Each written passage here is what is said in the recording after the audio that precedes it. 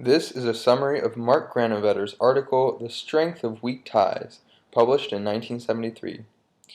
Mark Granovetter states in his paper that he believed there was a weakness in sociological theory, which did not explain the relationship between micro-level interactions and macro-level phenomena.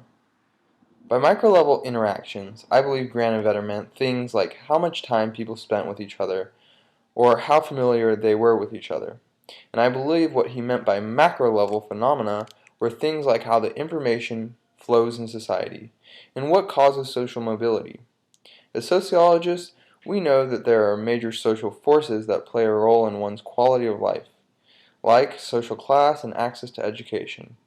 But in his paper, Granovetter convincingly argued that there is something about our social lives, specifically our social networks, that also has an effect on our life in addition to large-scale factors.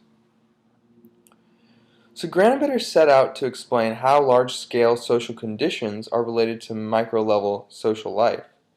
And he does this by analyzing social networks. And the thing about social networks is the strength between the nodes on the social network.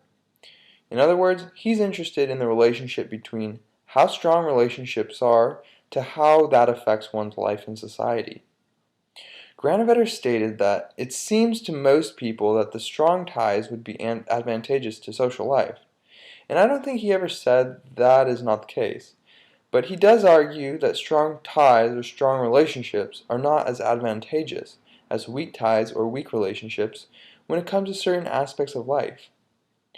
So Granovetter says, imagine there are two people and a group of friends. For this explanation, I will call the two people Minjun and Anushka, and the group of friends is made up of Bob, Angela, and Laura.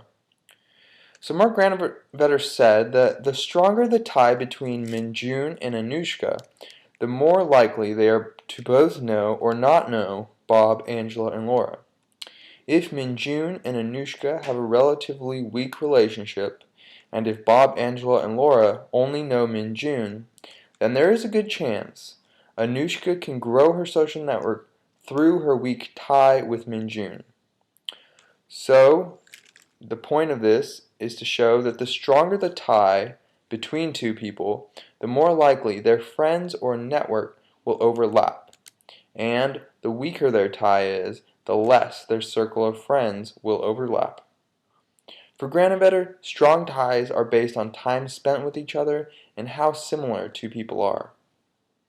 Granovetter said that a friend who has two really strong ties or friends is likely for those two friends to also have a strong relationship. Granovetter also said that no strong tie or relationship is a bridge. For Granovetter, a bridge is a weak tie. He says that strong ties are not usually bridges, probably because people with strong ties to each other are probably also connected with other people in the network. Here we see that weak ties are relationships that only have few, even maybe one, connection or bridge.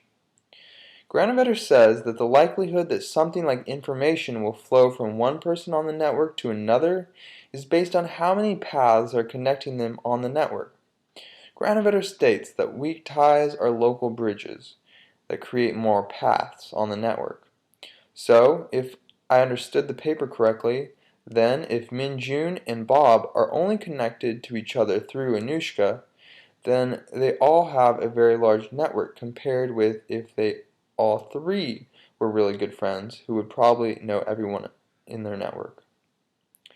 Granovetter says that removing the average weak tie would do more damage to transmission probabilities than would that of the average strong one.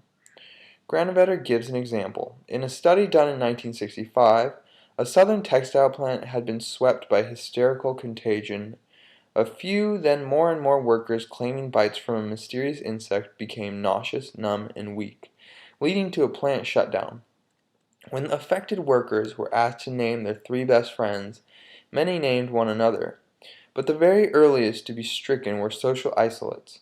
Here we see how an outsider, or someone with weak ties to groups, made contact with someone who then spread the contagion in their networks. Another example looked at the high school students and their friends. High school students were asked to make a list of their 8 closest friends.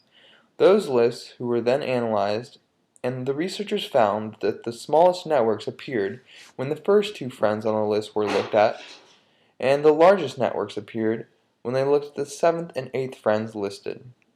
This supporting Granovetter's assertion that more people can be reached through weak ties. Granovetter gives more examples, including his finding that people in a study were more likely to find a new job through people they saw more than once a year, and less than twice a week. This was a relatively weak tie according to Granovetter, and these ties helped people to get more jobs because they knew of opportunities that the job seeker wasn't hearing about through their strong ties.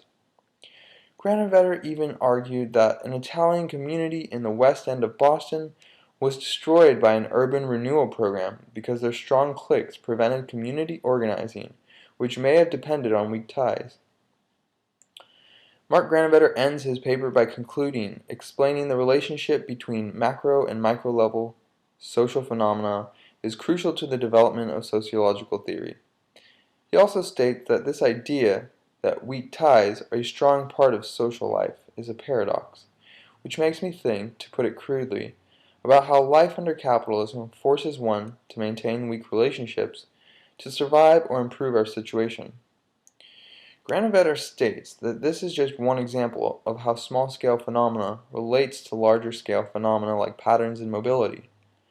Granovetter ends by suggesting areas that would be valuable to developing micro-macro linkages with the help of network analysis.